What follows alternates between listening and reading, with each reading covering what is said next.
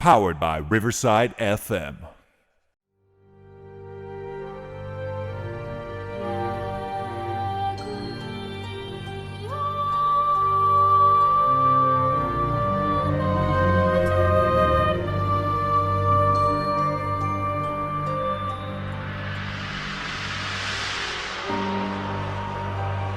When Books of Blood was first published in the United States in paperback, horror legend Stephen King was quoted on book covers saying, "I have seen the future of horror, and his name is Clive Barker." Born October 5th, 1952 in the English city of Liverpool, Clive Barker is a novelist, playwright, author, film director, and visual artist, best known within the realm of horror fiction. As all of those job titles should allude to, Barker has been a long-time proponent of his work going beyond the realms of the written word, the most successful examples of which might be his own Hellraiser and Candyman series of films, that continue to get new adaptations even to this day. But perhaps most relevant to this podcast, Clive Barker's name has been attached to video game projects, both of which are first-person shooters. The first title to bear his name is considered something of a cult hit, with an 80% approval rating on Metacritic, and was an early shining example by a developer who would go on to define the FPS genre. The game that we're talking about today isn't that one. Because, on this episode of Bullet Time, we're taking a look at Mercury Steam's 2007 shooter, Clive Barker's Jericho.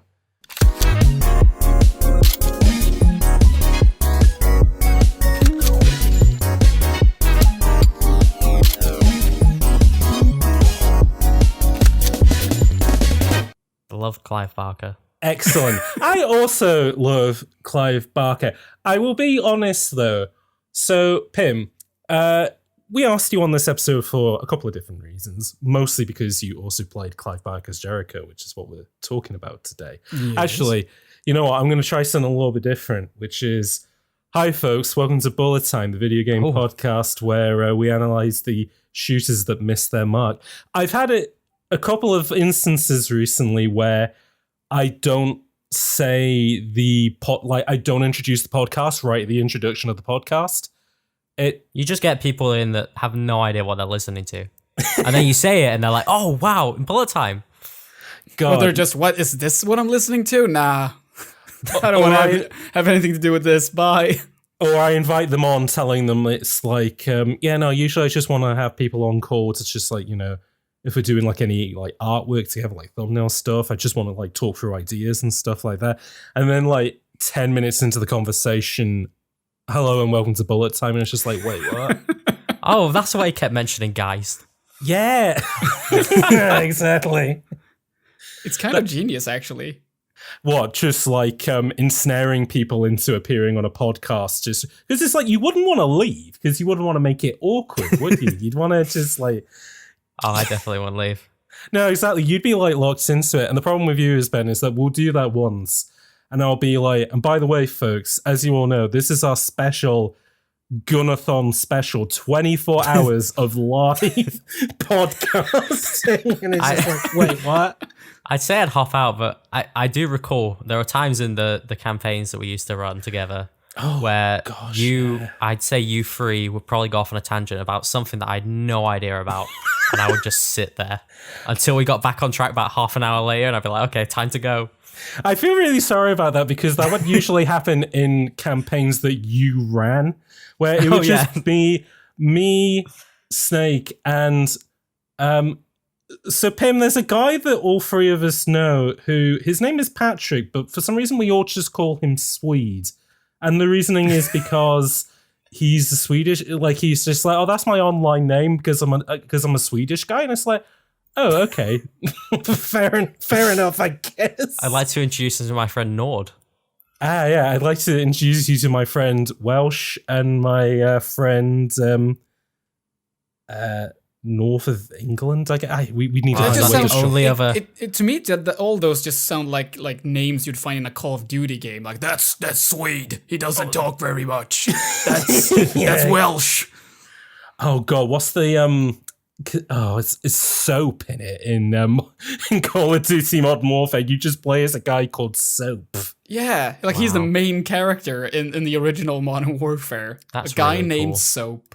Which is funny because in the original Modern Warfare, he's a voiceless protagonist in the style of like Link from The Legend of Zelda or Half-Life guy Gordon Freeman. I couldn't remember his name initially there. But then in Modern Warfare 2, they give him a voice and they give him like the thickest Scottish accent, which is just kind of like, okay. I mean, that's a choice, I guess. If you're going to give your character a voice in the next game, why not just give him the most distinct voice, I guess? It would be weird, though, if Link in the next game was just a Scouser, you know? I don't know about that one. I was debating whether to try and do a Scouse accent on that. I really don't think you should. No, because I did. I've heard it before. Bringing it back around to the campaigns that we used to be in, I did used to do a Scouse accent in that, and it wasn't very good. Speaking of which, the person whose name is attached to this game, which I was telling Ben about, old Clive Barker, is Liverpool's answer to Stephen King, which, you know, that's a interesting little factoid there. Pim, you're here because compared to the two of us, you're the horror expert, I think. Actually, you know what? We're introducing the podcast. Pim, introduce yourself to the folks at home. If they don't know you or the stuff that you do, you know, just lay it on. You know, what's your thing? Well, apparently I'm the horror expert. Yeah, no, I'd say so. Of the three people here, your horror expertise is a lot higher than ours. It's a comparative thing. Yes. I mean, I do have a horror-based YouTube channel, so yeah, that might be the case. Yeah. For sure, yeah. So yeah, my channel name is PimsCrypt, where I make video essays about most things horror. It can be everything from movie-related to video game-related to just, you know, the horrors of capitalism. Yes. And what's your history with the work of Clive Barker, I guess? Because I only know him as Mr. Hellraiser, basically. I think most people know him as that. And the strange thing is that, like, one of the most, like, famous quotes about Clive Barker is, like, I've seen the future of horror, and his name is Clive Barker. And that was a quote from Stephen King. Yes. And somehow, like, that future never really materialized. No. Which I think is a shame because, like, yeah, because, like, in the late 80s, early 90s, he was quite a... Like, yeah, I think they were pushing him quite hard as... Well, I say pushing him hard. I think the hope was that, yeah, he would be, like, the next Stephen King. But then it is only really Hellraiser and I suppose Candyman that has kind of stuck around in regards to, like, cultural footprint. But he has written a lot of stuff, though, over the years. Oh, yeah. And Yeah, for sure. No, absolutely. Which includes the game that we're talking about today, which is Clive Barker's Jericho. Now, not to repeat something which we may have talked about off mic twice already, but you know what? I think this will be really good for the podcast, so I'm going to mention it again. I asked you to play Clive Barker's Jericho for the podcast, and you basically beat it like within hours of me asking you. Basically, yeah. So here's the thing. I already own Clive Barker's Jericho. You have to say the entire title each time, by the way. You can't just call it Jericho. It's Clive Barker's Jericho each and every time. So I had played it before, but I'd never finished it. And I own the PS3 version, which is not the ideal version to play because it runs basically at 10 FPS. Wow. Yeah. And so I was asked to be on the podcast, and I just figured finally this is an excuse to actually finish this game because I am familiar with Clive Barker's work. I've watched at least some of the Hellraiser movies. I watched the Candyman, obviously, and I've seen some other stuff as well.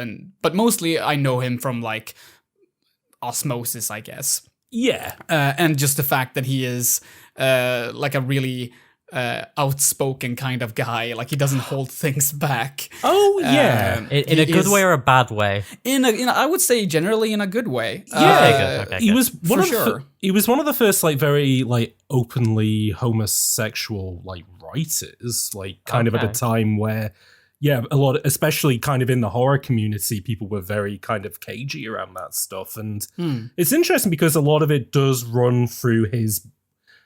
Especially in the case of Clive Barker's Jericho, a lot of that stuff does run through his work, but in a way where like a lot of kind of horror writers and especially like horror movies at the time would kind of lean on that stuff in kind of like a kind of a gross and monstrous sort of way. But the way that Clive Barker writes about that kind of stuff is very enlightening, I suppose is one term, but he writes about it in a way more positive way than a lot of other people do, which I think is like such a cool thing about him.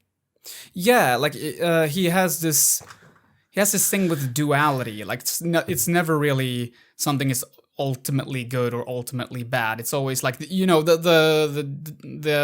juxtaposition of pain versus pleasure in the Hellraiser franchise. Like sort of that kind of thing runs through a lot of his work that I know of. Like it's duality, it's twin dimensions, it's things crossing from one plane to another, and all of that has always interested me about his work, like from a outside point of view.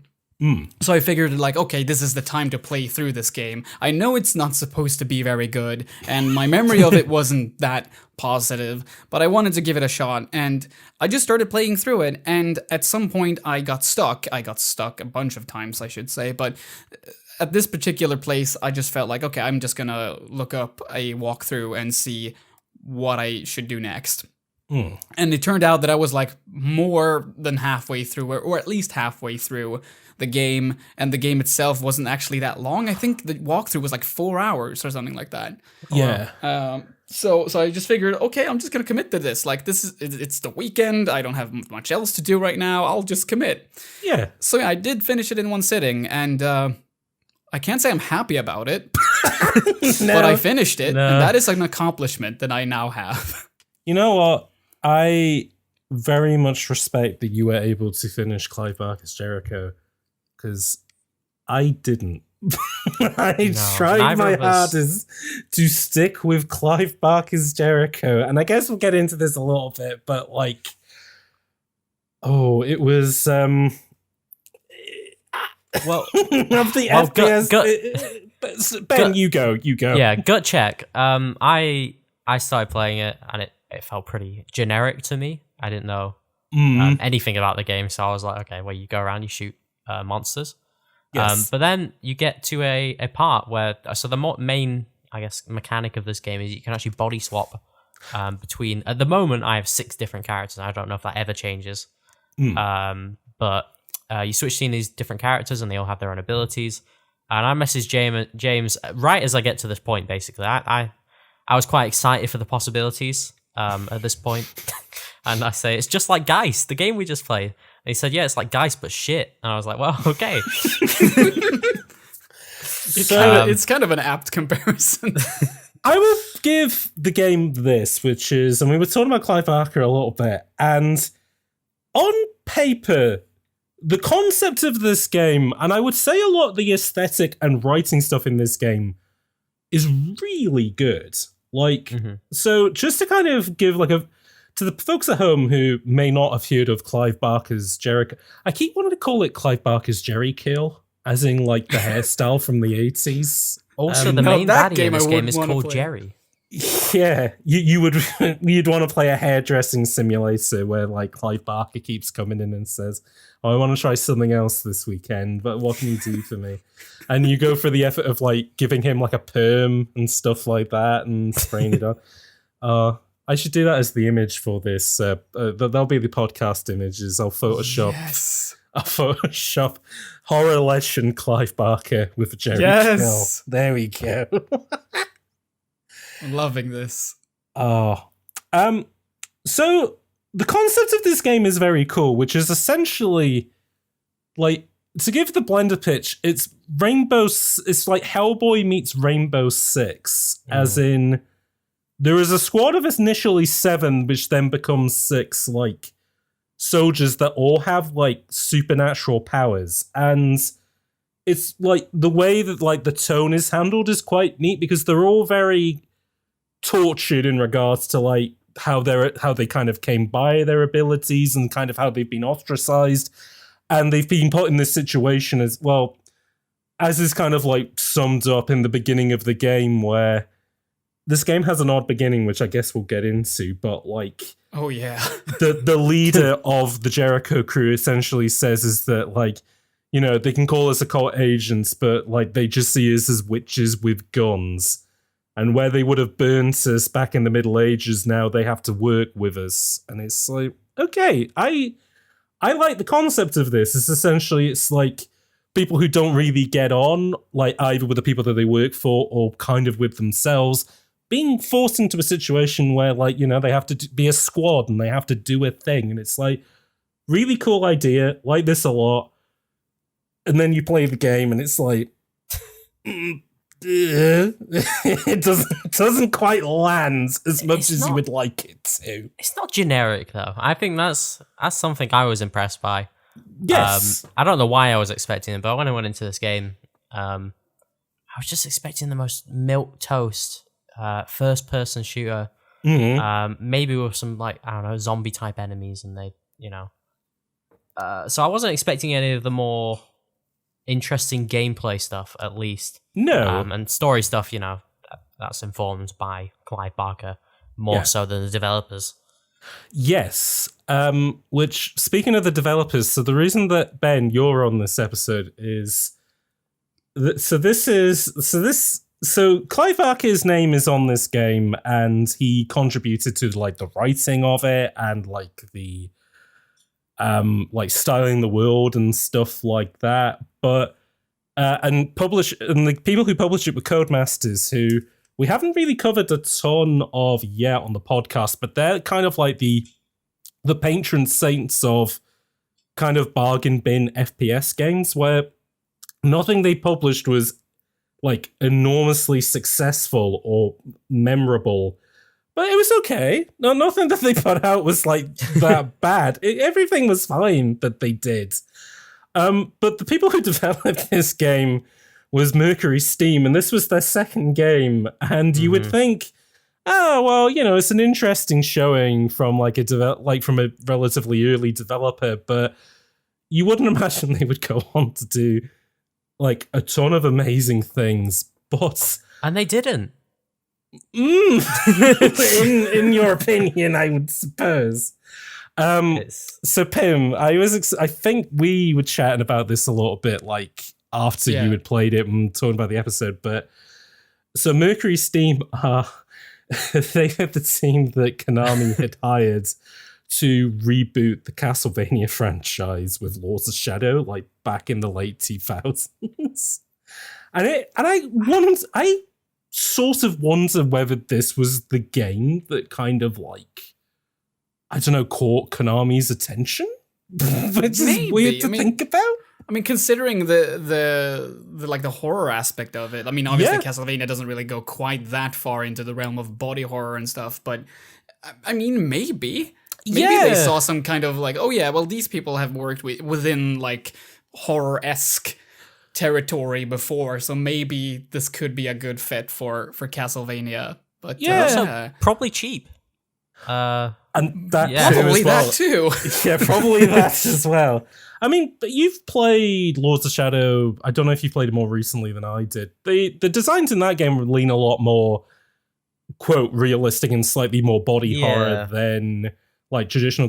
Because I think like the big inspiration for Lords of Shadow, so Mercury Steam are a Spanish developer, and though originally I thought they were in contact with Guillermo del Toro before that project, that never actually quite was the case. It was more that when they were working on Castlevania, Lords of Shadow, they had taken a ton of inspiration from his work. Oh, okay. But you can sort of see, like the kind of crossover between like, there's a lot of like quite fantastical designs in Jericho, but they do lean way more on kind of like the Hellraiser style kind of like pain and sort of fetish elements than anything. Oh, for sure. Yeah. There's a lot of the visual inspiration from Hellraiser in Clive Barker's Jericho, for sure, and also just the area in the game which is inspired sort of by the I guess it's the Roman era.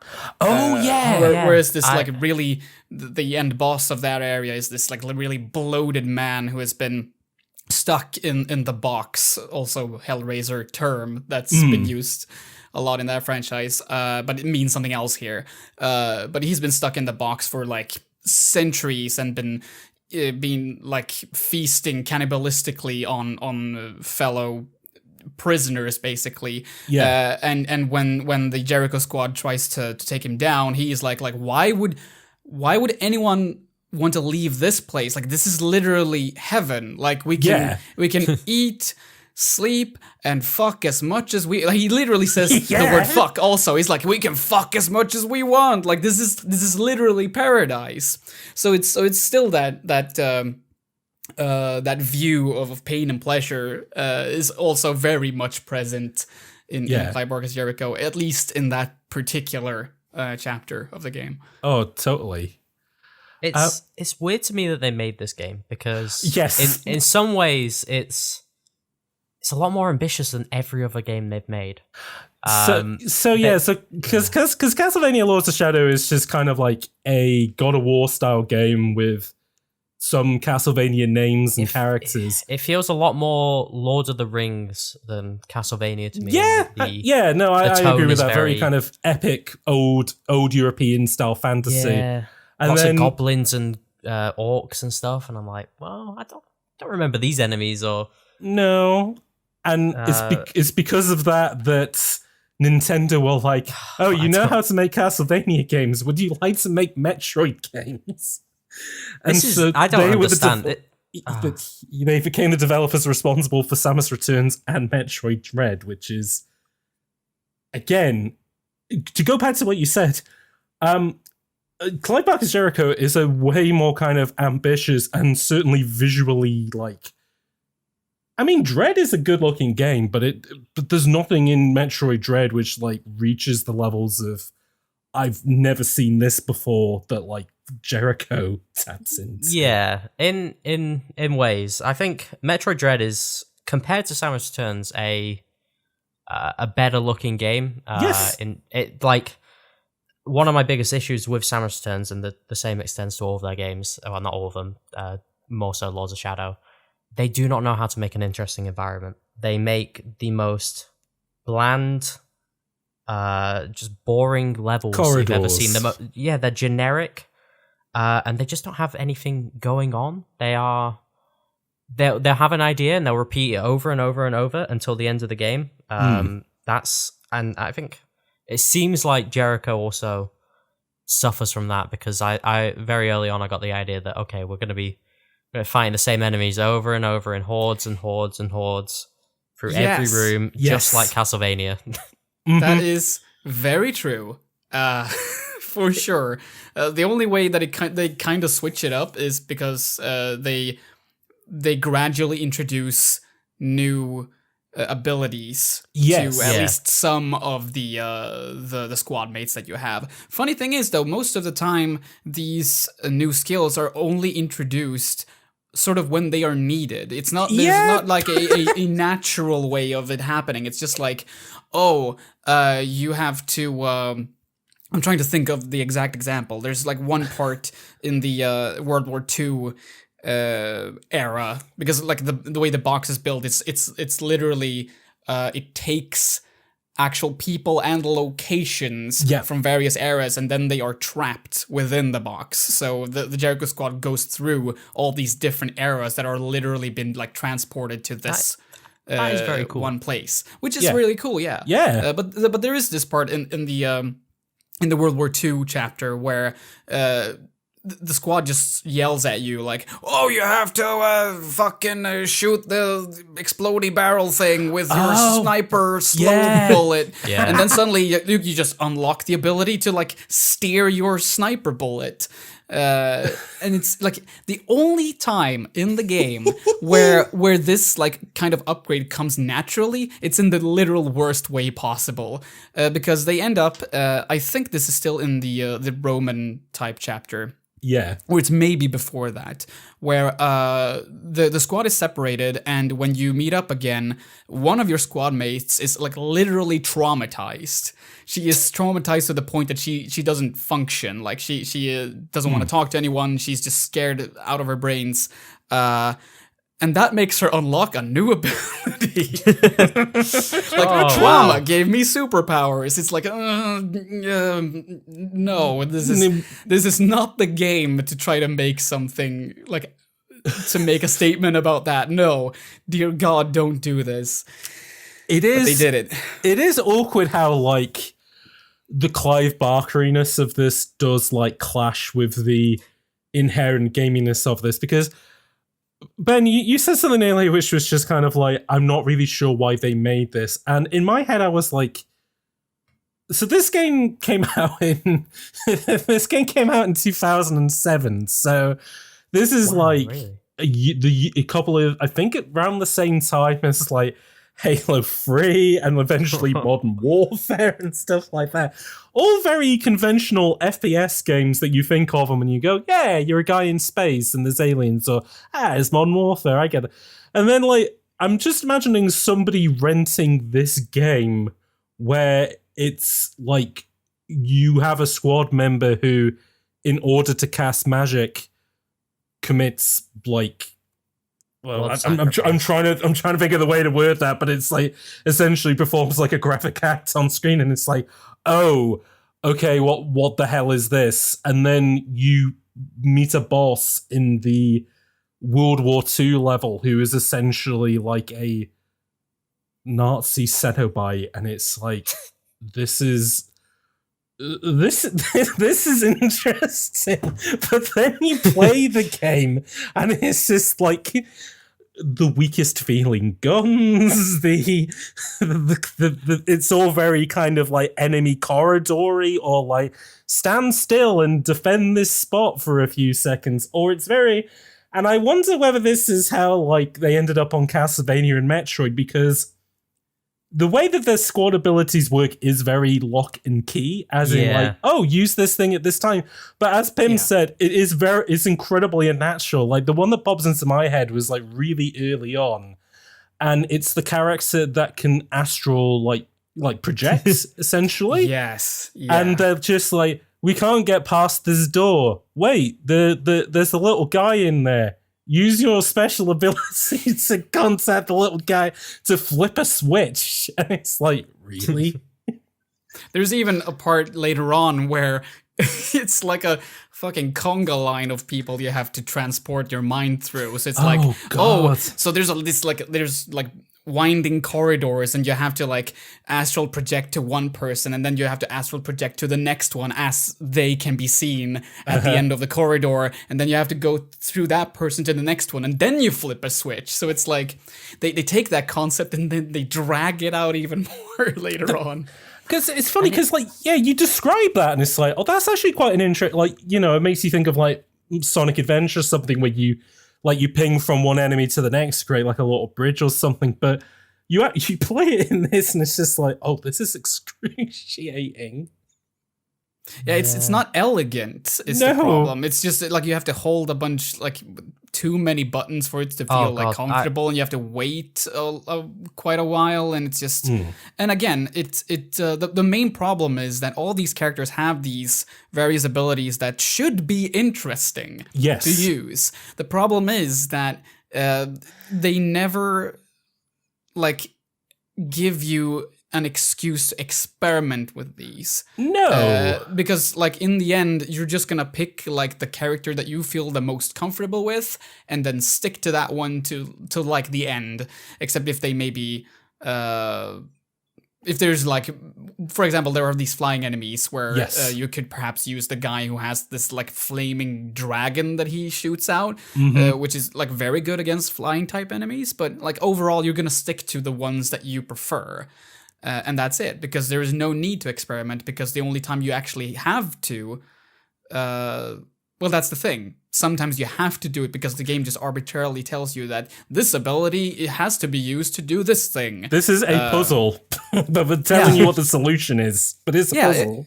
Exactly. So it's such a damn shame because, and I'm just like throwing out my hot take right now about this game. So obviously I'm thinking controversial. That one of the reasons this game exists is like because of games like Fear, which came out like what is it like 3 or 2 years earlier? Yeah, 2005. So yeah, like a couple of years earlier. God. Yeah. And obviously, like the squad-based aspect might be Rainbow Six. Result of Rainbow Six, yeah, for sure. So like there are very clear intentions to be more of an action-based horror game, obviously, but it's just so obvious how, like to me at least, it's so obvious how this entire game could have been fixed with just one. I won't say minor change because a lot would have gone into it, but still, like conceptually, it's such a simple change where, okay, if we want to make this game like an actual horror game, just like switch out the fact that like at the beginning of the game, the first big twist is that, as we said before, one of the squad mates, like there are 7 from the start, and then there are 6 because one of them, the head guy, Ross, Steve Blum, yes, he dies, but he comes back as a gameplay mechanic. Yes, he does. He comes back as Driver San Francisco, where you can hop in between your different squad members. Exactly, and in that whole thing, the whole like squad-based mechanic comes in, and that's how you are able to utilize all of the various abilities. Here's what should have happened. Mm-hmm. Everyone else dies except Ross. Oh. And then gradually, as the game goes along, you end up like saving the souls of your squad mates or whatever, and you gain their abilities one by one, which also gives you a more natural way of learning these new abilities, and also, most importantly, creates this typical Resident Evil lock and key dynamic where you start off as being basically defenseless, but then gradually as the game goes along, like Resident Evil 4 is the best example of this, I think. Yeah. Gradually as you go along, you will be mowing down enemies with ease. You'll have so much ammo, so many weapons. You might even have a rocket launcher, and obviously the game always ends with a rocket launcher. Of course. Like, in a similar way, you would play this game and you would be weak at first, have basically no abilities, but then gradually you go from being hunted to being the hunter, and then it ends in an explosive climax. God, yeah. So fucking good. Does that sound to me, at least? No, but they just did the opposite of that, and then it fell completely flat. I like the idea a lot. I think it's cool that you can have a squad and just be able to switch with them on the fly. A sort of that you can think of, your mind starts to go in different directions about, okay, how could I use this in, like if you were making a game like this, you'd be thinking, okay, how do I make interesting puzzles out of this, interesting gameplay dynamics? Maybe they can combo off each other or somehow. But in practice, it's so messy. You get introduced to all 6 characters almost back to back. Mm-hmm. You have to remember their names if you want to remember which abilities do what. Mm-hmm. You have access to each of them has a primary weapon, and then usually a shoulder button. Mm-hmm. Both their shoulder buttons do something. Also, you can change the way their ammo works. One guy has 2 different guns that you could attach different types of ammo to and shoot them simultaneously. And it's so much, and it doesn't feel like there's enough to shoot at the beginning. It's kind of even, I don't know, I just don't get. I think they had a lot of ideas, and they were like, okay, we need to get all this in, and they did. And it just, I don't really have time. Do you think it's anything. One of those things where it's like, when you buy like chewing gum which has a flavor in it, and it's there for like the first few chews, but then you're just stuck with flavorless gum for the like they get all the best stuff out, like right. Well, I say all the best stuff out, but like those initial few levels before you go into the box are like they like if you were like really cynical and you imagine like a Call of Duty game in your head, that's what it would look like, where it's just completely brown and grey, bombed out ruins with like barely anything in them, which again is a shame because once you then go into the box, it does start to get a little, like all the environment stuff just gets way more interesting because you're kind of like you're like literally time traveling as you are working your way through these different stratas to try and get into the middle of it to try and, well, essentially do the mission, which is so I think I understood the plot of this game, which is essentially so millions of years ago there was a creature called the Firstborn, which was like God needed a project, and that was the prototype. God was like, not a fan of this though. I'm gonna work on something else. But can I describe to you the way the game describes this? Yeah, go ahead.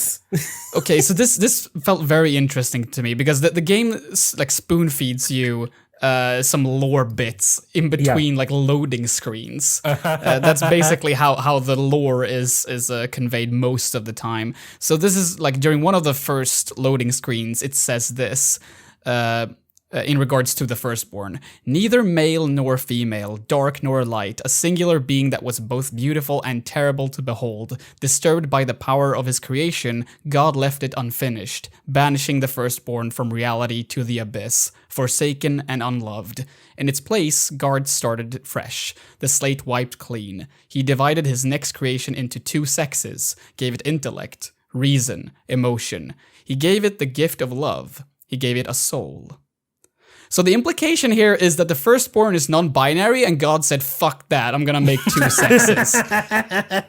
Yeah, God, which I'm not a fan of. No, God had been watching a lot of Fox News in heaven, and it's just like God had been on Facebook. God had been radicalized by Facebook. No, he was browsing Truth Social at this point. Oh no, he was just like, I need a Twitter alternative. I need something to hop onto. I'm gonna use. Oh no. Yeah.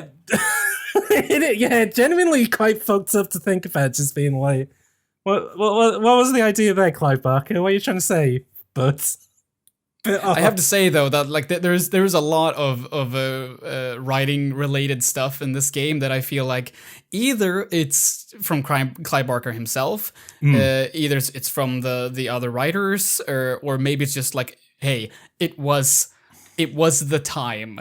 Because there are other like writing related decisions where it's just like, oh, you can just fucking tell this was the early 2000s. Oh, Good example is just like one of the female characters, which was totally written by a woman. I definitely 10,000%, yeah. Because she just says to one of like the demons or whatever that she has killed, you just got your ass kicked by a girl. Oh yeah, that one did make me raise my eyebrow. I don't think this game's dialogue is well written or at all, and definitely not well performed either for the most part. There's sort of Call of Duty guys. Steve Blum, I think, does Steve Bloom. They basically just said do the voice, and he was like, okay. The only character who I remember is so I was debating whether to do a quiz, which was I was going to read out character names and I was going to see if you could remember kind of who they were and what like their character abilities were. But like, I have a thing about that too. It's okay.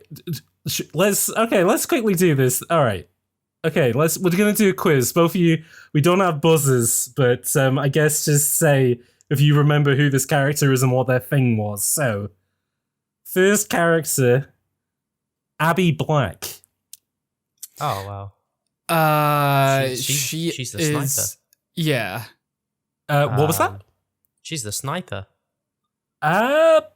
No, there is a sniper. There is a lady sniper character in there, but is that Church?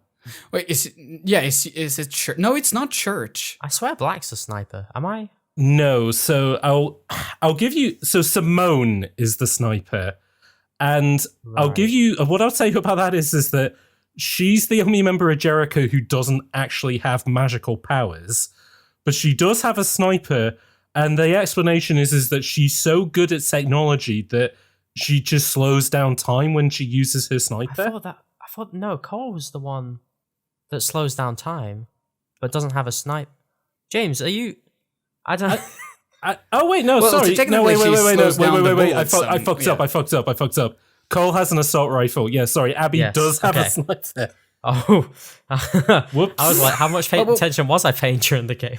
But what is her code? What's her code name then? Is Abby her code name? Black, isn't it? Yeah, I figured. Yeah. Okay. Abby, is the one with the sniper. She's the telekinetic lady. Her special ability is whenever you get to rocks, she just pushes them away. Yep, that's right.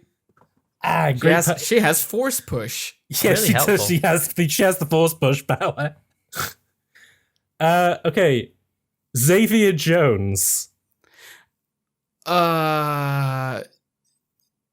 Is he? It's either the fire dragon guy or it's the guy who has the slow down time ability. I think that's the body hopper, isn't it? Yep, so Xavier is the astral projection guy. Yeah. Oh yeah, that's right. The fire guy is Frank Delgado. Yes. Oh yeah. I hate that. I've only played it a little bit. I don't know why I know all their names already. It's because you really enjoyed this. It's because all these characters have really stuck with you, I think. And yeah. That's why you were pushing against Pim's idea of why didn't they just give Devin all these character powers? And you're just like, no, the characters need to stay. They're the most appealing parts of I this. love Cole. I don't remember her first name, but she's great. Love her. Simone. That's her name. Simone. Billy Church. Oh yeah. Okay. So here's the thing. Okay. About Billy fucking Church. Okay. So, I know who this character is. It's the person who does blood magic. Correct. And the only reason I know this is because at some point, I think it was during the the final. Yeah, it's by the end of the World War II chapter. Mm-hmm. At some point, the whole squad starts calling out Billy, we need you over here. We need to do something. And I'm like, who the fuck is Billy? Oh, when they start using their first names, it was messing me up. Yeah, because they keep doing that. I'm checking the squad wheel, because there's two of them because there's just that many people. Yeah, I check both of them. There's no one called fucking Billy here. Who the hell is this? And then finally someone says we need your blood magic, and I'm like, oh, okay, so it's church, all right. And then I just climb up a ladder, and then I perform some blood magic on the aforementioned Nazi Cenobite bondage woman, and then the woman calls her Wilhelmina. Yep. And then she says, only my dad calls me Wilhelmina. My name is Billy. And I'm like, or maybe it's church. I don't fucking know anymore. Yeah, please. Very weird that in this military squad shooter they don't refer to themselves by their surnames. Which is what's on the fucking selector. Yes, I don't get it. It's so confusing, and it's not just Billy they do this with, or Church. They do it with the other ones as well. But this was just the most this example that stuck out to me because I was just staring at a huge wall that I couldn't cross, and I was like, what the fuck am I supposed to do? Am I supposed to go back, or what am I supposed to do? And then eventually, we need your blood magic. Oh, it was horrible. Blood magic, that's who it is. The last character, though, and this is the only character that I remember because it's such a weirdly broad stereotype, Paul Rawlings. Yeah. The priest with two fucking silver ballers he's Hitman, and he speaks with just the thickest shit-kicking Texas accent going. Big fan of when he got accused of going out drinking. He said, I thought you were supposed to be a priest. And he said, well, I am human. I'm like, well, that's cool, isn't it? It's really stuck with me. I just like the idea of you talking to your television and just putting him down. It's just wow, cool, Paul. Thanks for this. I took a swig of whiskey and I was like, yeah, he's right. But he feels like, because everyone else is quite, I don't know, they're not very stereotypy. Like, even Frank Delgado, who you would think that they would lean on, like, I don't know, like Latin American stereotype stuff, there's actually quite a respectful, like, portrayal of that. But Paul Rawlings is literally just like, I'm a man of the craft, I'm going around, I'm going to shoot all these guys, which unfortunately made him the most memorable to me. So yeah, I would actually kind of argue the opposite in the way that, like, they are stereotypes, but they are stereotypes, and I think I know that Noah Gervais pointed this out in his video about Clive Barker's Jericho and Undying, where he pointed out that, like, their character traits are based on the weapons they wield. So like the one using a katana or like blade type weapon, well, she is the ninja stereotype. Japanese woman stereotype, and then we have like the dual pistols thing. It's kind of a cowboy thing, so give it to fucking the aforementioned priest. Priest. And Delgado is really hot-headed, so he gets the huge minigun.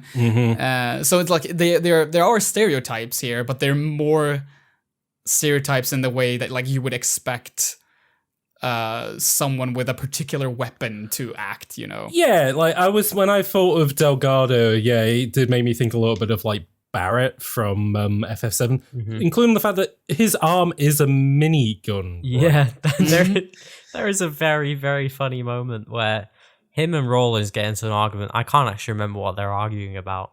Just something. But he just says he can't.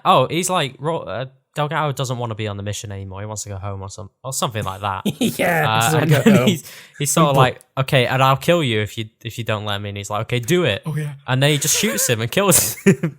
Oh, is that when they introduce how to heal? Yeah, you just pick him back up. Tutorial. And that's also just such a weird thing that they decide to introduce healing then, because you've been healing your squad mates for like an hour before that. God, because let's not forget this part, that this is a squad shooter, but it should be called, like, I don't know, a nurse simulator or something, because the only thing that your squad will be doing, it's sure as hell isn't shooting enemies, it's being killed by them. So you'll just have to go around and resurrect them over and over and over and over again. You're a babysitter, basically. It's a babysitter first-person shooter. It's a plate spinning simulator, because I was thinking of this, Ben, when you were talking about, like, leaning more into the tactical stuff, and I was like, if this game was like XCOM and, like, you had individual control over everybody, but it was turn-based, that would work. But, like, to try and make the squad stuff work in this, well, they didn't have Ubisoft. They had Codemasters money to do this, unfortunately.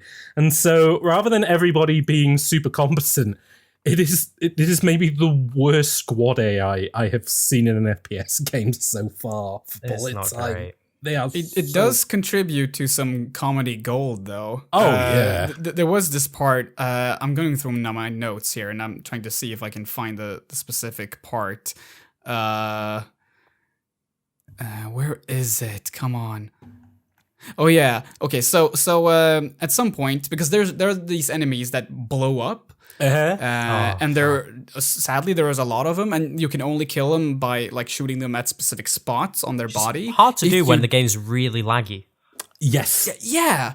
Not to mention the fact that if you miss, it's not like it pushes them backwards. It actually pushes them forward. So it punishes you for missing your shots.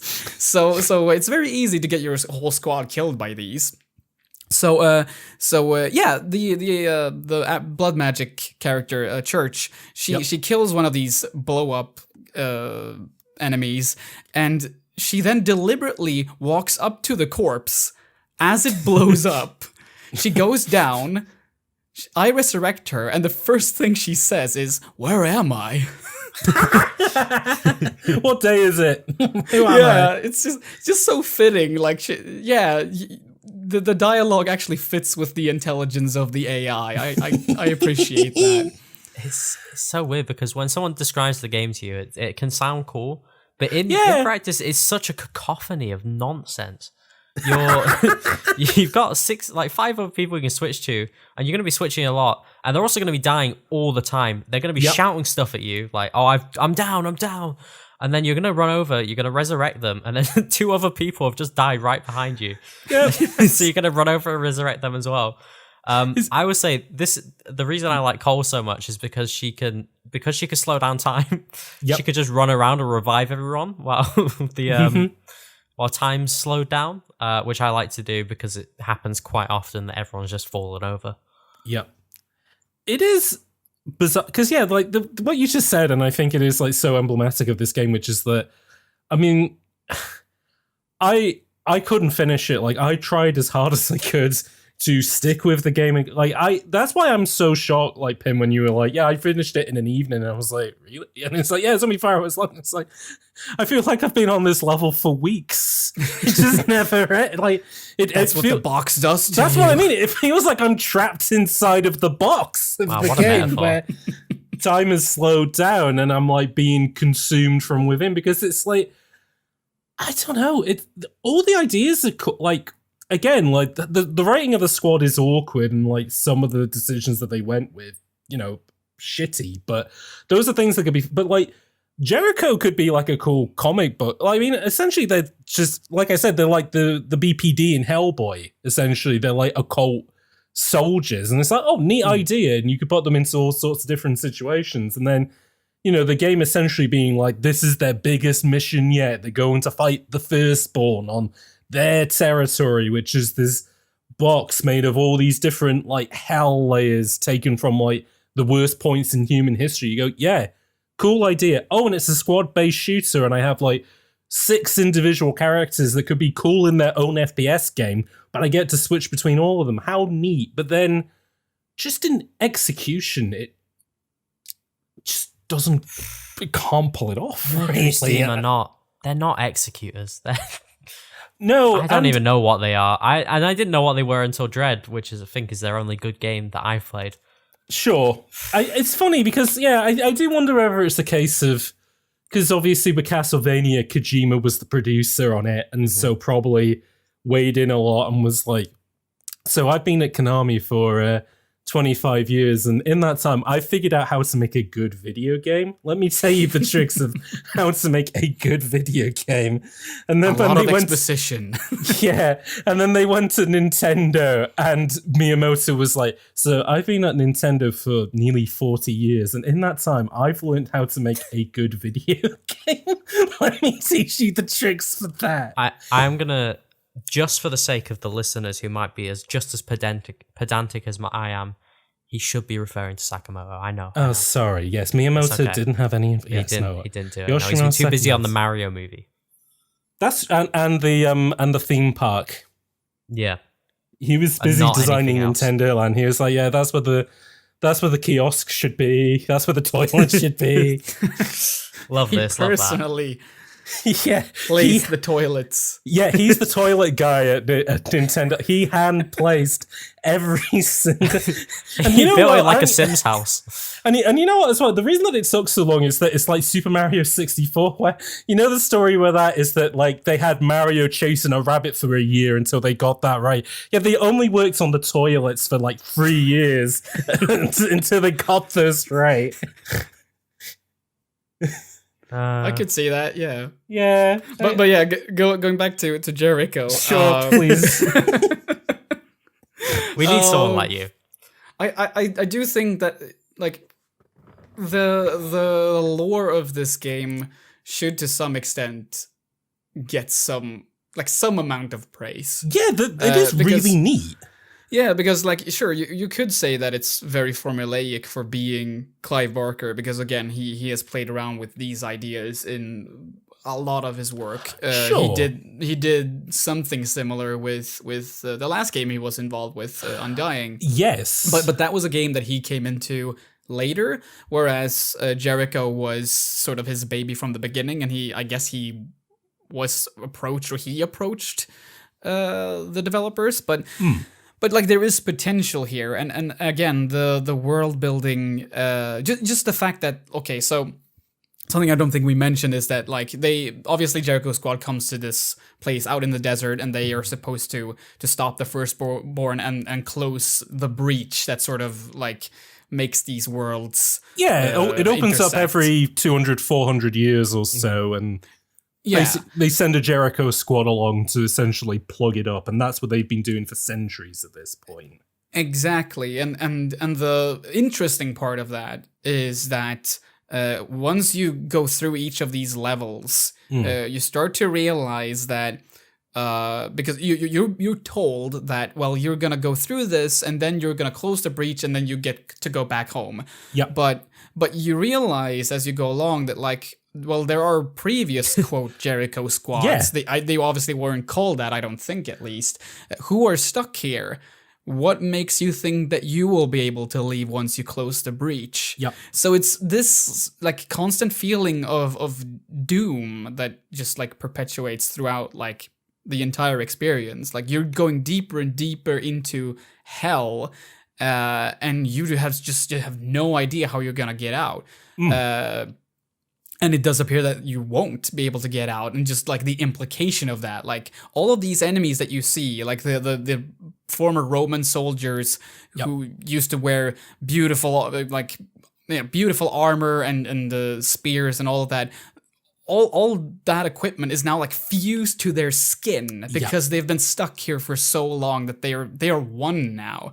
Like that is gonna happen to you, and that implication is interesting as it is terrifying. Oh yeah. So there's so much here, but then it's just resolved in the most tone deaf way video possible. gamey way possible of I guess, do we want to I guess to spoil the game we would have to explain it a little bit, which would just be the fact that Devon Ross has a little friend that occasionally appears during the game. And okay, so to explain what happened with me then, because I was on my way to finishing it, but then something terrible happened, which was I was playing the PC version of it, and pros of playing the PC version, it runs at 60 frames per second, pretty good. Cons of playing the PC version, there's like no options in there for like changing screen size or anything like that. So I was essentially, it looked like, you know when you used to watch like Windows Media Player like videos back in the day, and it was like a tiny 400 by 400 size box? Like that's as big as Clive Barker's Jericho was. So I was essentially playing it on like a Game Boy Advance screen, and I was like, I can't see this. This is awful. So are you saying you played it in a box? Oh my god, I was actually inside. That was the real box all along, was just how small everything was. So I had a look online. Do you reckon and they were like, instead of patching the game, they were like too busy with all their probably Metroid stuff at the time. Well, no, and like, just remove it off Steam. Codemasters was like, yeah, sorry, we got too many racing games to publish. You, just take it off Steam. That's easy. Do you think Miyamoto, when he was designing the toilets for Mario Land, was like, take it off Steam immediately? We don't want people looking at our new Metroid game and seeing that on Steam, just in case. But I had a look online, and they were like, okay, you can, if you unlock cheats on the game, you can, it's like a console, like a little developer console, and you can do that through cheats, and that will help you like get better resolutions. Because I did that and then continued the game, it immediately put me in the final boss fight. And I was like, what? Oh, okay. So like I had just skipped hours of the game. And it turned out that the final boss of this game was Devon Ross's little friend, which I feel like I could have figured out anyways in regards to, well, they keep talking about this thing called the Firstborn, and Devon Ross's friend is like this little baby man. Maybe that's him. Oh, sorry, maybe that's them. I should actually say sorry about that. But yeah, Devon Ross's little pal was... are they the final boss of the game? Am I correct in that or wrong in that? It's absolutely correct. Oh, wow. Okay. And I'm not entirely sure I would say it's a plot twist, because at least to me, I always felt like clearly this has to be it, right? I You mean, said the firstborn, and I'm looking like, at someone that looks like they were just born. Yeah, exactly. Yeah. And not to mention the fact that their voice is literally like two or maybe even three male voice and a female actors voice. talking at the same time or over each other and stuff. So it's like it's very clearly the little baby. Yeah, the wee babby. Yeah. And yeah, it's not really a plot twist as much as kind of like a plot confirmation of the little babby that right at the beginning says, "Please come to the desert and find me." Turns out that was the person who lived in the desert was the firstborn. Ipso facto, it was the same person. Whoops. Oh my god. Yeah. But yeah, the whole boss fight, obviously. I'm not sure. Are you just shooting? Is you just constantly shooting it? Is that the final boss? I mean, yeah. Well, it's the thing. If I remember this correctly, it's so the boss will switch between various abilities that the squad has, and then the game like outright tells you that like, okay, you have to use the same ability that the firstborn is using in order to defeat it, and it's like, oh, okay, thank you, video game. And then it's over. But the funny thing is that right before the battle starts. Mm-hmm. And we're really getting into spoiler territory right here, but two of the squad mates are just annihilated. Like their limbs fly all over their place. And I'm assuming that this isn't just because they wanted a very dramatic moment at the very end. I think it's because they realized that they couldn't really get their abilities to work that well in the final boss fight. So they just got rid of them at the end. Yeah, Clive Barker came in and was just like, yeah, write him out.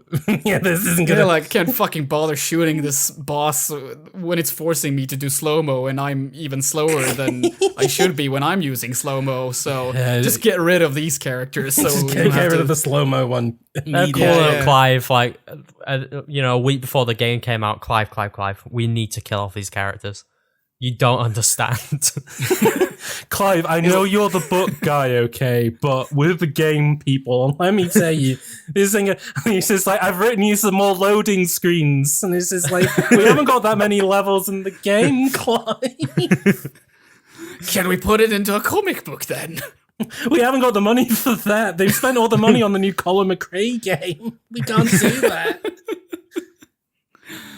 Oh, bother. Oh, dang it. Anyway. Well, back to Books of Blood 7, more blood. That's my next project.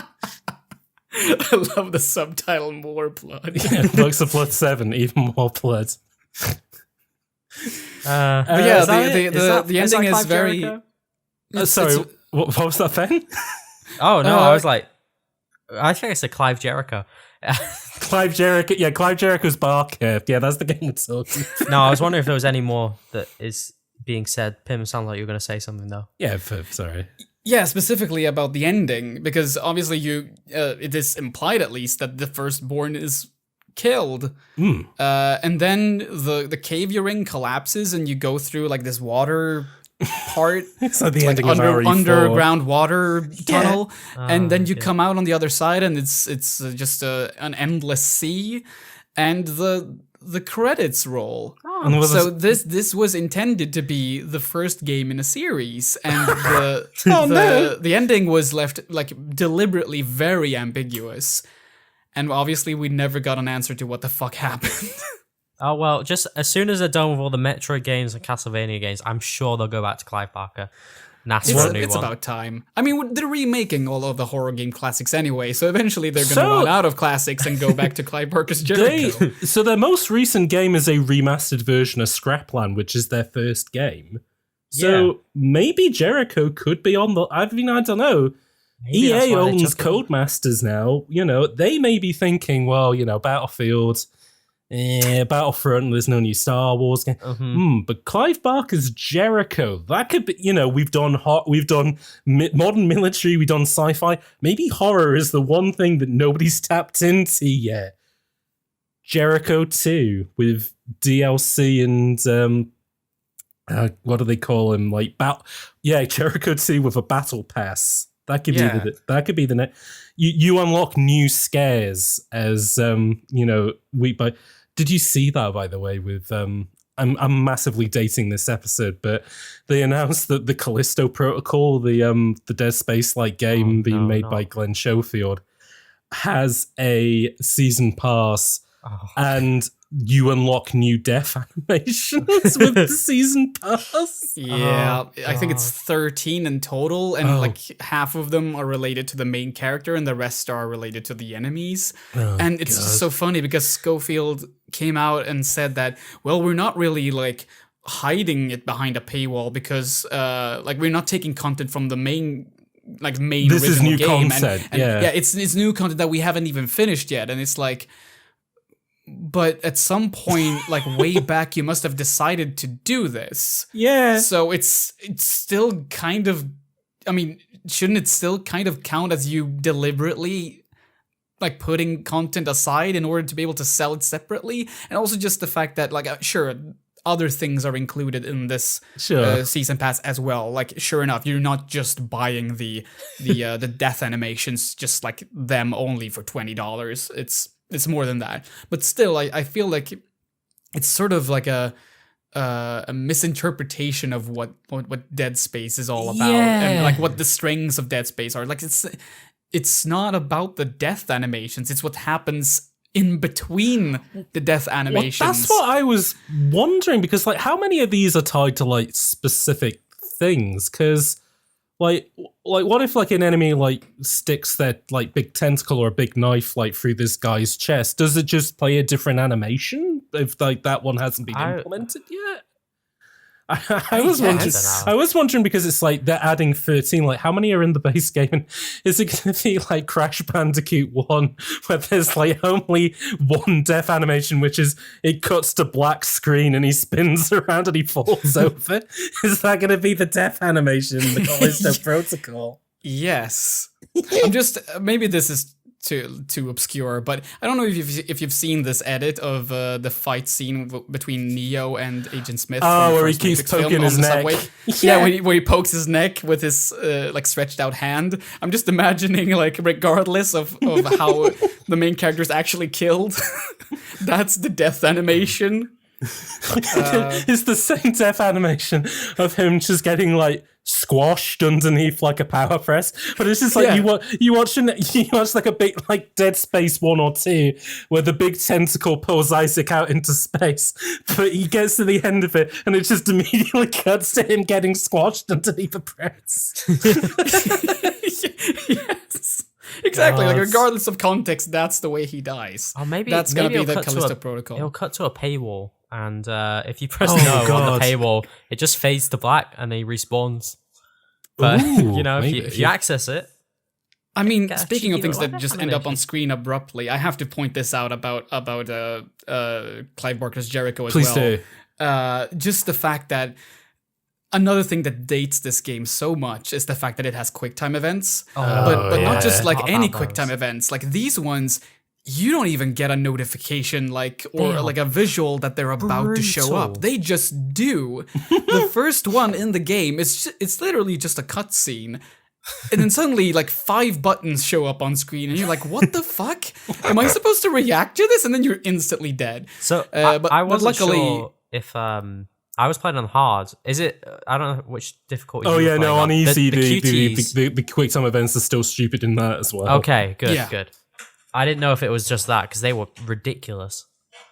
Well, yeah, they are on easy as well. And I have to say this as well. I think I chose to play it on the normal difficulty or maybe even hard at first. But then when I realized that the squad mates, like their only goal, like their goal in life is to just lay down and ask for healing, I just decided no, I just want to get through this, so I picked the easy difficulty level. Maybe that also contributed to the fact that I was able to play it in just one setting, but don't be ashamed to play, like if you dear listeners are considering playing this game, like don't be ashamed about playing it on the easiest difficulty. I mean, obviously you shouldn't be ashamed of it regardless of what the game is, but yeah, just don't bother. You have nothing to prove to anyone by being able to play through Clive Barker's Jericho on the hardest difficulty level. Well, I don't know. Think about the bragging rights. I mean, I'm gonna ask this, Ben. Do you think that you got a more like fulfilling experience out of the game out of it being on hard? Oh, 100%. I mean, it was just I really enjoyed running around and picking up all my dead friends. That was personally my favorite part of the game. So the more I got to see of that, squads. Yeah, there we go. The more I got to see of that, I was like, yeah, this is great. God, is that Jericho then? Are we? I think so. I mean, I want to crack this nut because we did spoil a lot of it, but I guess if you who do we even recommend this game? I guess if you're a Clive Barker completionist, if you're like an Xbox 360 era FPS games, but the ones that nobody remember, if you're like a bullet time listener, and you really want to play these games, maybe I don't know. If you're if you're a Mercury Steam completionist, I mean, I guess you can sort of see the beginnings of like them figuring out their art style stuff, which would eventually get developed in Castlevania. And I guess you could argue that each squad member being kind of lock and key is sort of Metroid-y. Again, Pim's suggestion of making Devon like giving him all the ghost powers, like that would be like Super Metroid, but that I would also feel cool in regards to, yeah, you're not constantly like hopping from one body to the other. It's a lot smoothly done, and because it's not a squad game, you know, it makes it almost a bit more like Serious Sam or something. You just have to like fend off waves of enemies, which would be way more interesting. But yeah, it would feel like a logical progression to Fear as well. Like, oh yeah, like Fear has obviously the slowdown mechanic and is a military shooter, but with horror influences, like very blatant horror influences. So the logical thing would have been to like look at something like that and be like, how can we do a military horror type shooter, but then like evolve the like slowing down time thing? I know, we'll add even more abilities than that. And, you know, nobody's really done an FPS game since, which this could have almost leaned on in regards to, in Fear, it's like you're normal soldiers, but you're essentially going up against, like, you know, I can't remember her name from Sakira or whatever. It's the character from The Ring, or like Ringu or something. Sadako, yeah. Sadako, yeah. You're going up against like a kind of a ghost. It's somebody with like supernatural powers. But no one's really done the FPS game where it's like you're the person with the supernatural powers. And I guess it's because like BioShock, you could kind of argue does lean into a bit of the hot body horror magic powers stuff, but it's in the, you know, the basis of I'm stuck in a place I hate and I gotta get a thing and I gotta plug stuff into this other stuff. I just want to leave. I hate this.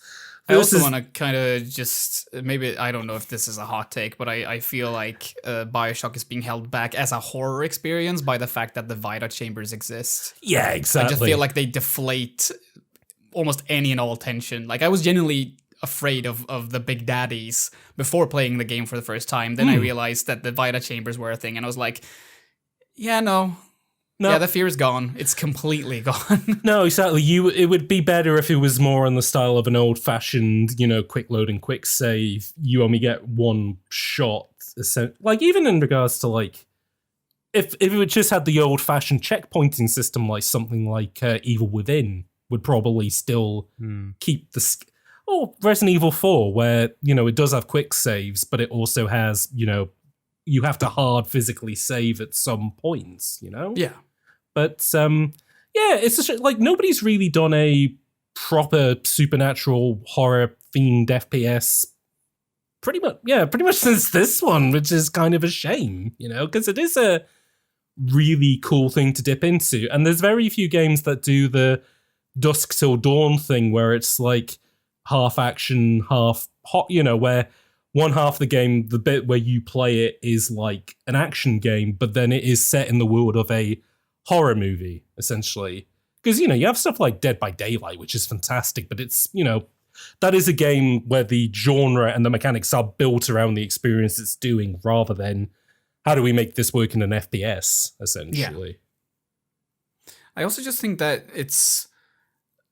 that the game is just an interesting artifact. Like, I mean, totally. again, it's just so stuck in, like, it's narratively ironic, I guess, that this game is just so stuck in time, like, with the quick time events and the way that it's written, and it's just it's a look at a future that we never got. Like, we at some point, maybe in another universe, maybe they eventually got Clive Barker's Jericho 2 and Clive Barker's Jericho 3, but we'll never know what that word looks like. Never went on to make Castlevania or Metroid. That was it. It was they were Clive Barker's Jericho games. It became their flagship franchise. But yeah, it's just it's an interesting game, and sometimes that's better than anything else. But I would personally not call it a good one. No. But it's very interesting. If you make like a podcast about like obscure shooters, I would really recommend this one. I think it would probably. If you're thinking of coming up with a competitor to Bullet Time, you would suggest covering Clive Barker's Jericho. And definitely Geist as well, 100%. Oh yeah, and Geist as well. Yeah, 100%. God. Ben, question for you: which was better, this or Geist? James, you won't like the answer. Is the problem? Is this, isn't it? Yeah, I didn't like Geist. Wow. How? I like saying Geist more than I like playing Geist. Wow. Pim, do you know anything about Geist? I own Geist as well. Wow. And I never finished that either. Big Geist head.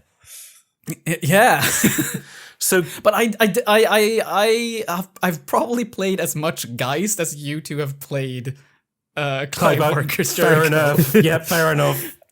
So I don't really have that much of an opinion on it, but I do think that on a conceptual level, or like a gameplay level, I think it's more interesting than Clive Barker's Jericho. Clive Barker's Jericho is just like interesting lore stuck in a terrible squad-based shooter. Yeah. Geist is maybe like the opposite. That it's an interesting game mechanic stuck in a narrative that it's maybe not that good. I don't know. Again, I didn't play through it, but you know how I would describe Clive Barker's Jericho? It feels like a really bad tie-in game to probably a very cool film or comic book.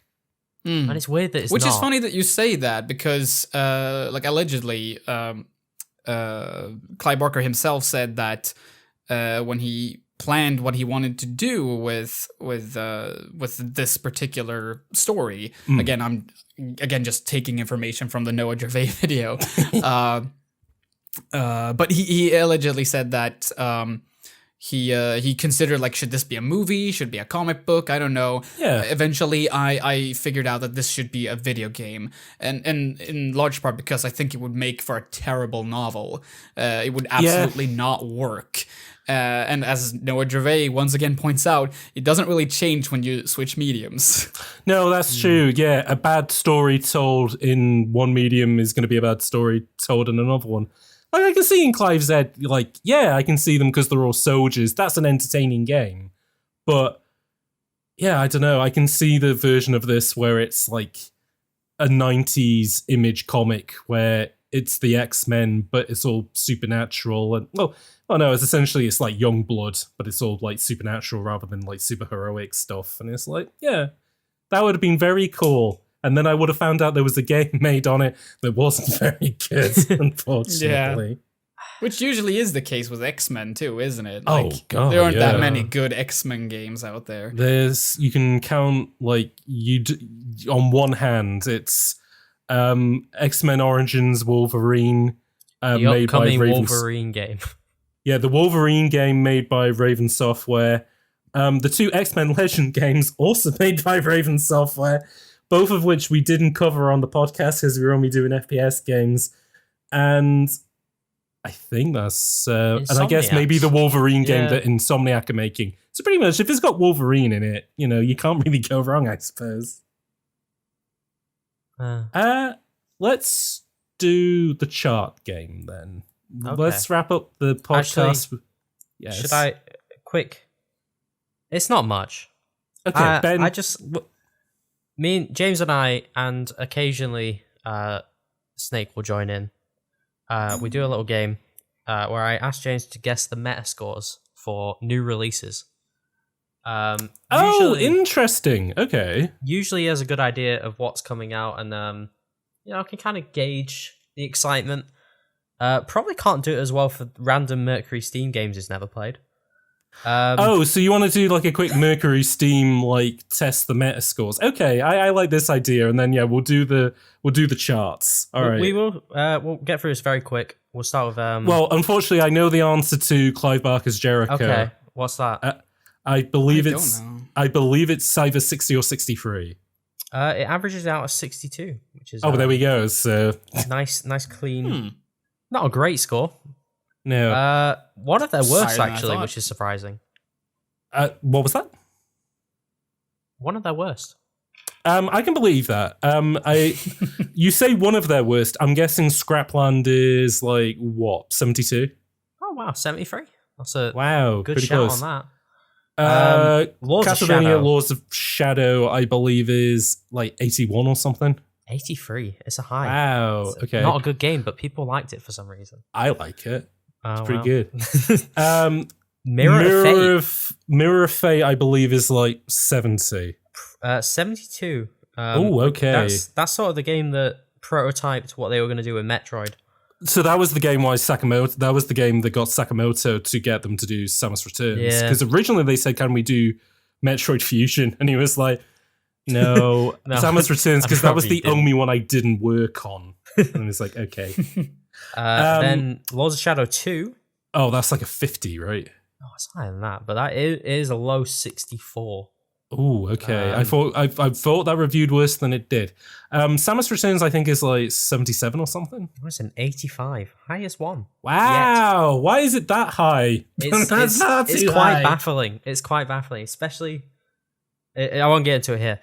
Space Lords does not have a meta score because it was not reviewed on Metacritic, so I've had to take the Steam reviews.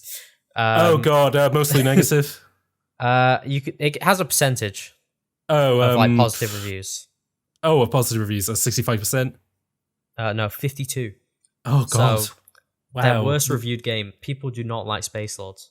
I don't blame them. It's an online FPS MMO-like game. With it was the game that they were going to make when they thought they weren't going to get any more Metroid projects. So yeah, there we go. And then Dread, I think 85, 88. Okay, clean 88. So it's, to me, it's a weird developer because I don't like any of, even Samus Returns. You don't like them? No, I hated them for a while, and I was quite upset they were making Metroid Dread. But I played Metroid Dread, and it just completely shifted my perspective. I don't know how they made this. And it's one of the most baffling developers I've ever seen. I will say in the future I do want to play all their games and maybe make a video on it. Well, you've played one of them. You've played Jericho. Yes, so. I've played more than one. But yeah, there we go. Clive Barker's Jericho is one.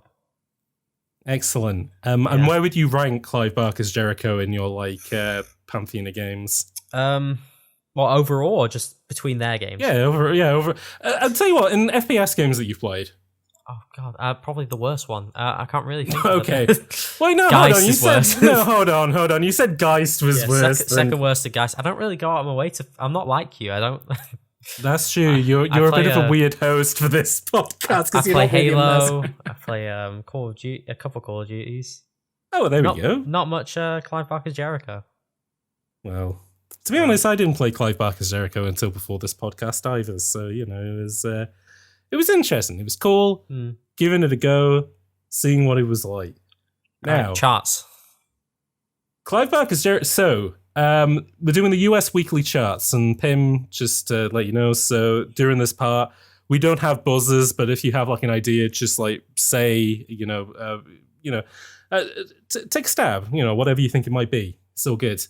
I'll just yell the word stab. Stab! There we go. I'll give you some advice. I tried saying Odama a lot last time. Didn't work.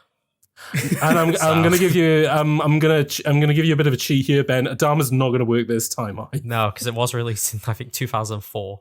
No. So this is the US weekly chart for the week ending October 27, 2007, when it would have charted. Clive Barker's Jericho. I wrote it down as Clive Barker's Jericho on the document. God damn it. It debuted at number 9 on the charts, which is pretty impressive considering none of us particularly likes it. So there we go. But it's the star power. Exactly. Clive Barker was a big name, big enough name to put on the box. So that was it. But yeah, Xbox 360 debuted at number 9, pretty good. We'll do a top 10 on this one, just because, Ben, you haven't been on the podcast in a while, and, it'll be good fun. So, number 1 in the charts, in its 49th week, having sold over 4.8 million copies. One of the biggest selling games of all time. Is it GTA 4? Wait, which month is this? This is October 27th. So this is the year 2007. Yeah. It's not Halo 3. I'd say GTA 4, but that's Halo 3 is number 5 in the charts. Okay. Dear Lord. And that has sold 3.3 million units in its 5th week. Ben, what was the one you said? GTA 4. No, not GTA 4, unfortunately. Didn't that come out in 2008? Yes, year after this. Ben, you should know what. I was going to say is it Pokemon Platinum? No, but it's a Nintendo game. Oh. Is it Mario Galaxy? It's not Mario Galaxy, Is it Wii no, Sports?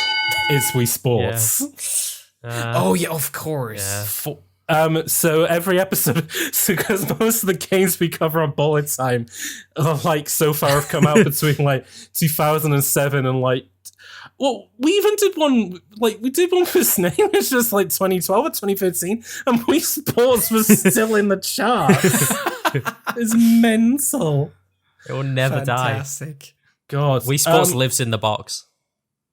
And it keeps getting out. Came from the box. That was one of the you mentioned if they ever did a second, you said that this game feels like Clive Barker's a game out of time. Imagine if they did a sequel to Clive Barker's Jericho where one of the layers was a bad Xbox 360 FPS game from that era, but you played as a modern FPS character in it.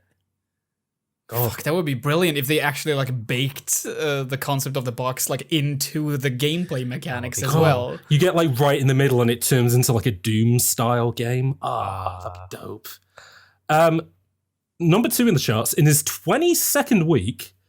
It's an Xbox 360 game. It is a racing game franchise and a Microsoft exclusive one.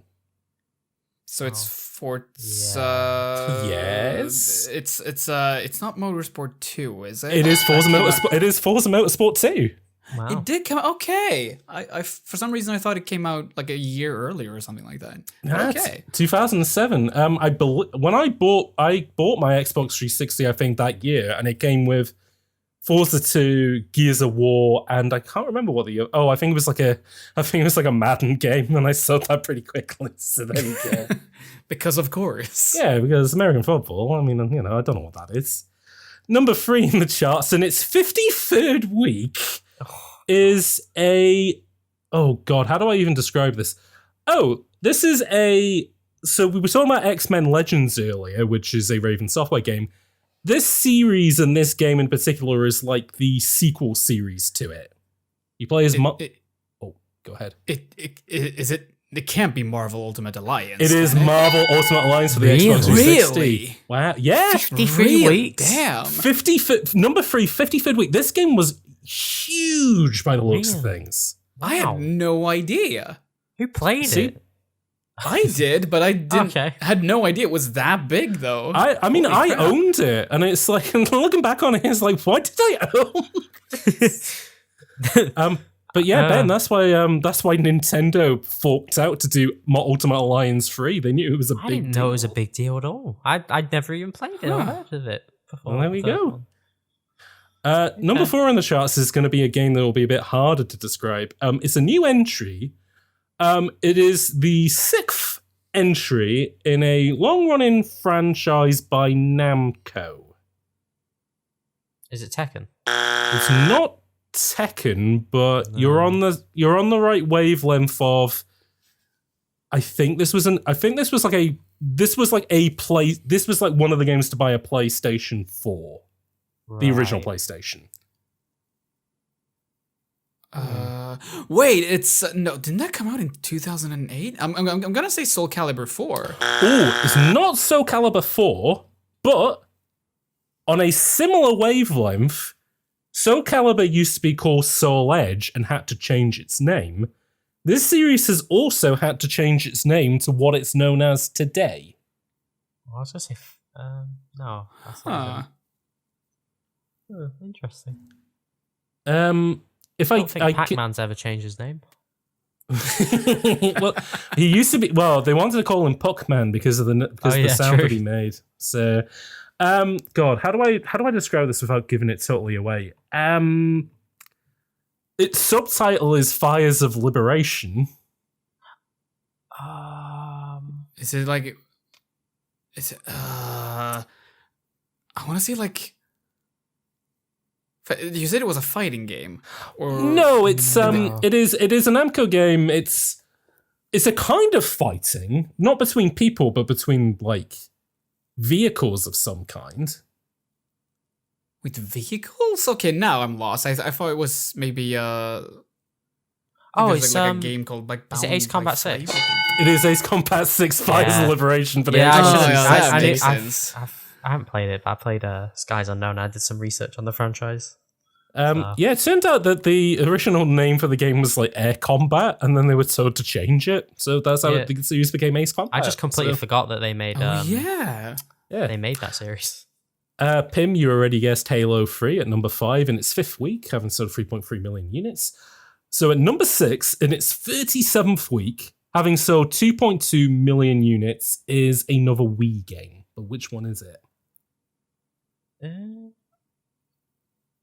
Wii Sports again. Yeah, Wii Sports somehow again. Similar wavelength to Wii Sports. Is it? I wanted to say Twilight Princess, but that can't be it. I don't think it's Wii Party, is it? No, Wii Party wouldn't have come out. I don't think. You're really close with that. Yeah, I figured. Was it Wii Music? No, that wasn't out at this point. No, Wii Music was like 09, I believe. Yeah. Oh no, it's annoying because I definitely know what it is, but it's just. And you're gonna you're gonna kick yourself when I tell you because is it like, We Play? It's We Play, yeah. Came with that existed. No, and you know what's really funny is that We Play, like whenever we do these charts, We Play's always there. And people go, "Oh, it's like I totally forgot that existed, but I own like 4 copies of it." And it's like, okay. Most people bought it because it came with an extra controller. Yeah, so, yeah. Same with We Play Motion. Yeah. Oh yeah. And We Play. Did Lambhoot make a video about the tank minigame in that, or did somebody else? I feel like We Play is one of those things that come up like in weird circles. Number 7 in the charts is a new entry. A Sony exclusive platform game series. This is Ratchet the latest entry. But which one? 2, 3, 2. This is a PS3 game, so yeah, it's with one of those is it called Gears subtitles of Time, that is like sexually suggestive. Kind of. It's not Quest for Booty. It's not Quest for Booty. No, this weirdly has 2 subtitles, and I'm not sure why. Is it like that one that's called Armageddon or something? No, it's not. Annihilation. Oh yeah, that's the last PS2 one, I believe. I mean, I assume it has 2 titles because one of them has an innuendo in it. Because I guess a lot of them do have an innuendo in the Ratchet and Clank subtitles. Not sure why, but I guess that was a theme for a while. It isn't the time one, is it? No, it's not. Rift Apart, whatever it is. That's the PS5 one. Not that one. There was I think it's Ratchet and Clank. There was a time one. I think you're probably right. I'll try and give you some clues then. So, the first subtitle of this is Ratchet and Clank something : and the something is like they gave it a weird sub-series to be like, hey, these are the PS3 ones, and it's kind of like Ratchet and Clank like, God, I'm trying to think of the word, like how to describe this word. If the old PS2 games are in the past, these ones are in the Oh, future. okay. Ben, what did you say? The future apart. Yeah, so Ratchet and Clank Future : something of something.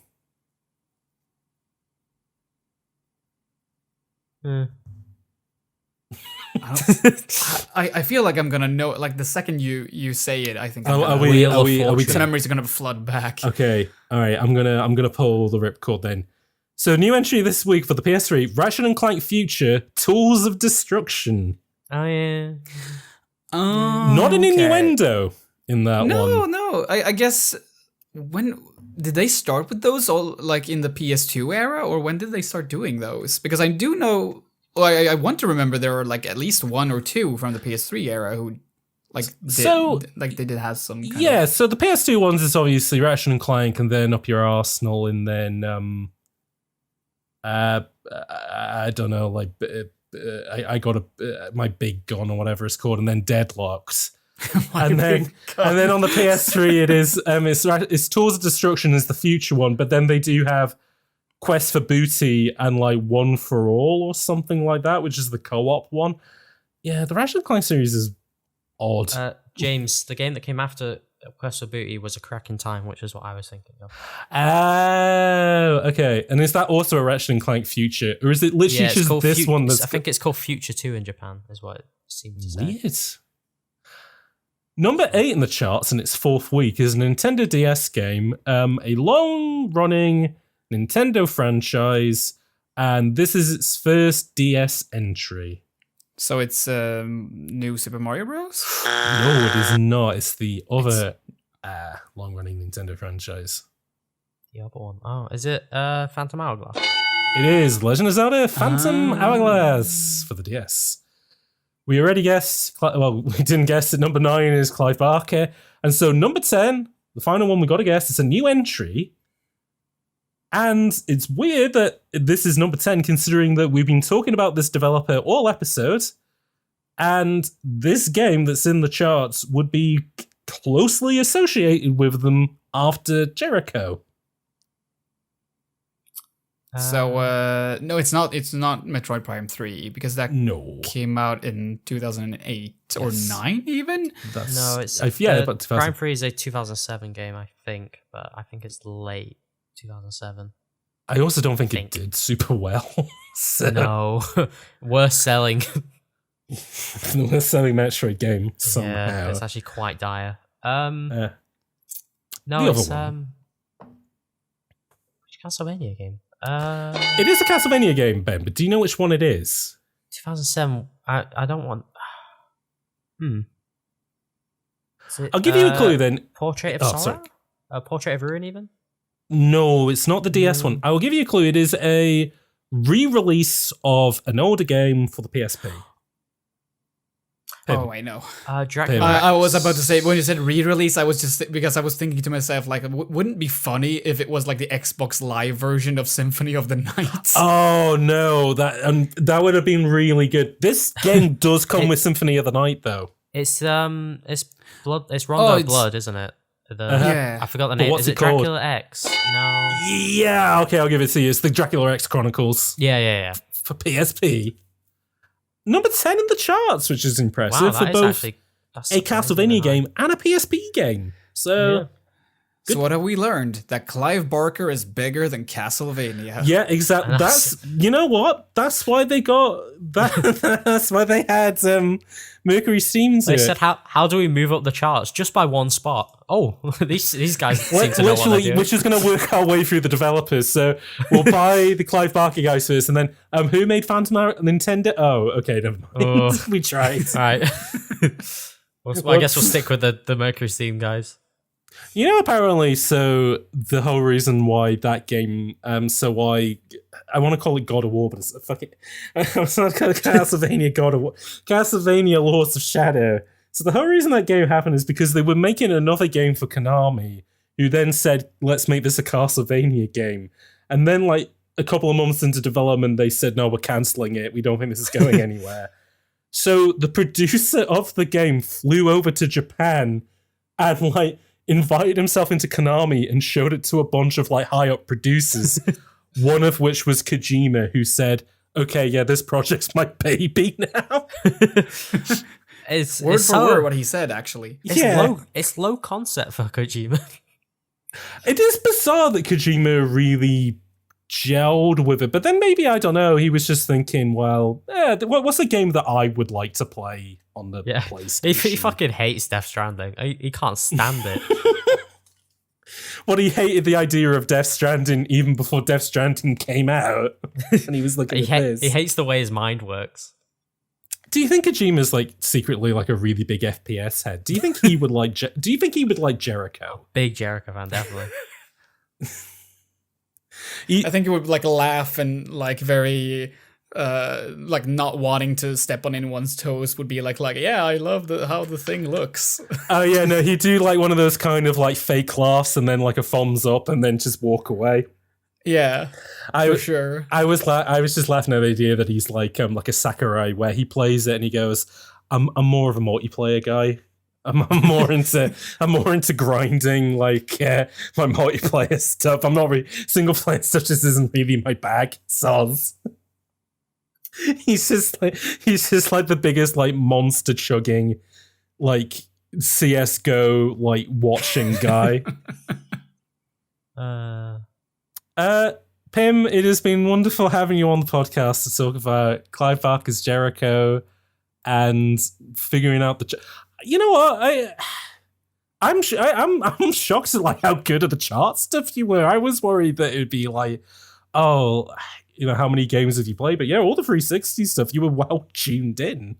Yeah, well, I was an Xbox 360 kid. Well, there we go. So yeah, I guess it makes sense. I never played Forza Motorsport 2 though, but I did keep up with releases. Well, there we go. It was back when I still wanted to be a video game journalist. Oh wow.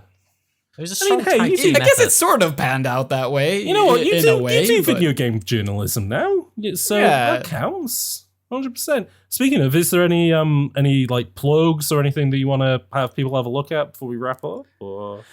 Well, I guess. I mean, this is gonna date the episode somewhat, but we've already done that. So sure, yeah. but yeah, I do have a particular project planned that I'm working on right now that is about the Scary Movie franchise, where I'm gonna be attempting to do like a genuine attempt to not just like ridicule these films or something like that, but rather try to see how these films can sort of tell us something even about what the horror movie genre looks like today. Because I mean, sure, you can criticize these films for having like inappropriate humor, and they do a lot of that. But still, like if you're parodying something, there has to be some level of actual like analysis and critique going into it. So clearly these films are saying something about the genre. Yeah. And I kind of want to try to figure out what these films are saying and how they're saying it. So yeah, it's a serious attempt to analyze the Scary Movie franchise. I'm really keen about that, and not just because of the fact that like I watched those films like so much when I was a teenager. But oh, same, yeah. God, and it'll be such an interesting thing as well because like the first Scary Movie is so like it owes so much to like lampooning Scream, but Scream itself is like a deconstruction and like an analysis of the slasher genre. So it's like an analysis of an analysis. So it's like, how does that kind of get photocopied like into Scary Movie essentially? But God, yeah, and there's an interesting angle to that as well that I kind of want to explore in the video as well. I'm not going to go like that much into Scream specifically, but yeah, for sure there is an important distinction I feel between how Scream and Scary Movie does it, apart from the fact that one is very blatantly a parody and the other is more of a deconstruction that sort of throws in some occasional winks at the audience. Yeah. Cool. I'm very much looking forward to that. Ben, have you seen any of the Scary Movie films? I think the first one came out before you were born. So. Possibly. Really? That doesn't sound right. No, yeah, the first one came out in either 99 or like 2000 on the dot. Okay, so. I might be 2000, alright then. yeah. Okay, great. Yeah. 2000 it came out. I'm a pre scary movie guy. Post scary movie guy, seen it, technically. Yeah. No, I was born 99. Yeah. What a label to use. I'm a post-scary movie guy. I'm a post scary. Yeah, just gonna start wearing a t-shirt that says that. And I'm gonna wear a t-shirt that says Shigeru Miyamoto's toilet analyst. See, that's gonna be the new merch in the. If I had a merch store, I would totally steal this idea and just like do both of those shirts. Now you There know we for the go. future. Folks, let us know in the comments. Leave us a 5-star review and say if you want any of those t-shirts. Ben, thank you for coming back to. You're now starting to. Well, I say you are. I'm kind of pigeonholing you as like the horror FPS guy. Oh, yeah. It's kind of my niche, I think. And No, after we did Geist and we did Cloud Bag Jericho, it's funny because I was gonna start the episode by asking like, what do we all feel is like a trope, like a stereotypical like one of the horror legends like the Dracula or the Wolfman or whatever. Which one of those would be like the best FPS? Like, what would be a really interesting like mythological horror creature to build an FPS game around? But I don't know. I mean, I guess I'll quickly ask that now. Then, well, what's our thoughts? What do we think would be a good FPS protagonist out of like the classic horror monsters? I haven't really thought that, you know. It's a new one. I'm just spontaneously thinking like a mix of, Dracula and Dishonored or something like that. Ooh, that'd be good. Where you're basically a Dracula or a Dracula-esque character, and you basically have similar gameplay loops. As Dishonored. You turn into the fog. powers are already kind of like the way you sort of blink. In I think it's Dishonored 2. Yeah. I mean, you could do that, but with rats. Yeah. Like, the rat thing already feels kind of like Yeah. vampire adjacent. So it's like, I think it would be very easy to do Dishonored, but with vampires, basically. There we go. Lords of Shadow 2 has stealth sections where Dracula turns into a rat. So I don't think you're wrong at all, but my brain has been rotted by our other podcast that we did. And Game Over Time where you kept doing the Dracula voice. Yeah. All I can think about is Dracula in a home improvement sort of game. That's the only genre I can picture Dracula in these days. How many nails do we need for this plank? The blood. I would like to that's a see a classic werewolf. Dracula line, right? I'd like to see a werewolf with a gun. I don't know if that's. You think that'd be funny, a werewolf with a gun? Yeah. Wait, is the person already a wolf that'd be at good. that point? You're not a or werewolf all does the it- time. No, that's true. So what, you're thinking of like a stealth game where you can like change between them, but just like the idea of just like a werewolf holding like a gun? No, I think you're a first-person shooter protagonist at day, and by night. Oh, but then you turn into a werewolf. By night, you're doing the werehog sections from Sonic. Yeah, and it turns into the werewolves. Oh no, from Unleashed. I think it should be like a very not annoying per se, but I think it should be almost like how malaria works in Far Cry 2, where it's just a sort of like a nuisance where you don't really control when you're gonna turn into a werewolf. You're like you might be in the middle of a very intense fight, and then you have very limited control of what your wolf form actually does. And you can't shoot the gun anymore because you just have a big paw. Like your fingers can't fit in the. You know, like when you mentioned werewolf, I thought of the stupidest idea, which was like, you know how like in FPS games, you just try and like hoover up as much ammo as you can, just like you never know when you need it. But it's like you're a werewolf and you're just trying to like get as much silver bullet ammo as you can, so nobody else can use it against you. And that's all the game is. It's just you. It's an FPS game where you use silver bullets on other people who aren't werewolves, so they can't use it against you. You got a metal detector going around looking for silver. Get rid of it all. There we go. Yeah. You have like adjudicators, like testing. Yep, that's pure 24 karat silver. There, you're not going to get anything better than that. God. Man, we should amazing concept. We should bring Game Over. Man, the Game Over Time magic is still there. It keeps coming back. It's a timeless concept. Exactly. We'll get more of the magic going in Bullet Time, I reckon. Maybe we'll combine them and we'll do Game Bullet Overtime or something. I don't know. They both have time in the name. There's something there. That's very true. Is there anything that you want people to check out, Ben? My YouTube channel, Hate Me Ben. I am in the middle of playing through the Paper Mario games, and I will be writing about Super Paper Mario. Hopefully, I have an idea for a script, a thesis. I'm excited about it. I don't know what it's going to look like yet, when it will come out. So, eventually, just subscribe. Very excited, yeah. But subscribe at Hate Me Ben on YouTube because you have got some videos on there already, and they're all very good. Just watch the Moon one, and the Forza one's pretty good. I like that one. Forza one's pretty good. So those two best hits. The others, Chibi Robo's alright. And the Chibi Robo one that's in 1 minute remaining. I don't like the other one. Just if you watch the Breath of the Wild one, you can. It's on there. Also, Game Overtime episodes are on YouTube. Game Overtime episodes are on there. Very true. It's another podcast we did. It's still funny. It still holds up. The jokes are still fresh, man. I've been James. You can follow me on Twitter at HotCyder, HOTCYDER. And if you want to support the podcast, you can do it over at Patreon at the same address as well. Next episode, we will be joined by Chris Franklin, Camster from YouTube, and we'll be talking about... Nice. Yeah, Errant Signal, folks. He's coming, and he'll be talking about Blood, in particular, Blood Fresh Supply, the re-release of the classic Monolith Productions FPS game. So I hope you join us for that. Until next time, though, folks, keep blasting. Bang, bang. Clive Barker's Jericho and keep Jericho and keep killing those Jerrys.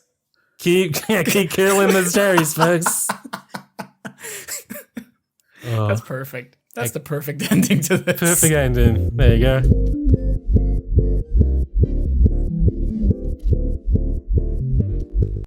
The Bullet Time podcast is made possible by Eric Hamilton Schneider, Valerie B, VG, and the Hot Cider support tier. If you'd like to help with the production of episodes and gain access to extra content, consider supporting over at patreon.com/Hot Cider. That's HOTCYDER. A special thanks to Max Coburn for the Bullet Time theme tune.